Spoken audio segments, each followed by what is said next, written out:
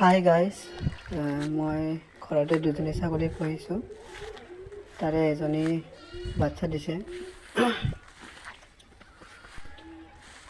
ৰাতিপুৱা মই দৰৱ দি থৈছিলোঁ, তাৰে এতিয়া দুপৰীয়া মই জেগাবোৰ লৰাব গৈছোঁ।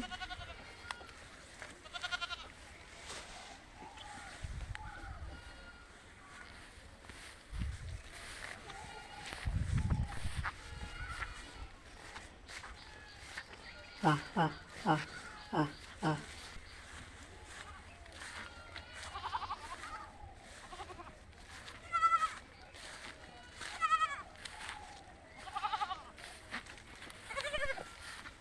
এইটো তাৰ বাচ্চা, এজনীয়ে দিছে বাচ্চা জন্ম। আহ আহ আহ ছাগলী পোহাটো অতি সহজ। আমাৰ গাঁৱলীয়া অঞ্চলৰ কথা কৈছোঁ। দানাৰ খৰচা নাই। এতিয়া ধানৰ ছিজন সময়ত পথাৰত যেতিয়া ধান থাকে, এতিয়া দৰৱ দিব লাগে। তাৰপিছতে যেতিয়া এইবিলাক ধানবোৰ কটা হৈ যায়, আমি এৰি দিব পাৰোঁ। ভাল, তেতিয়া দানাৰ খৰচা নাই। এইটোৰ কাৰণে ছাগলী পালন কৰাটো খুবেই ভাল।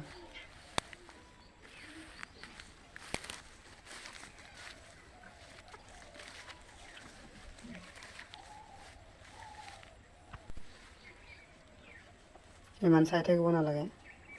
সন্ধিয়া সন্ধিয়া হোৱাৰ লগে লগে আহি যায়। ৰাতিপুৱা এৰি দিলে মানে যেতিয়া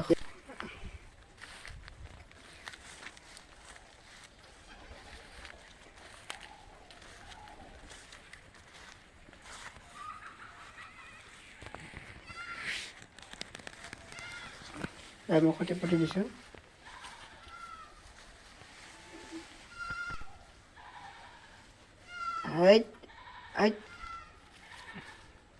আহ আহ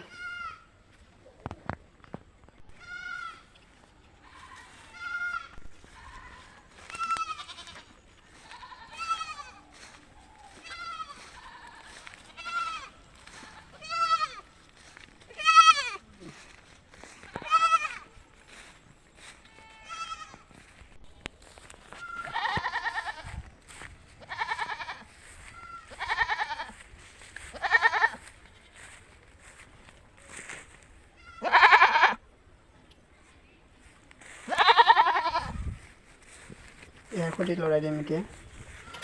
এজনে লাগিলে, এইজনে লাগে।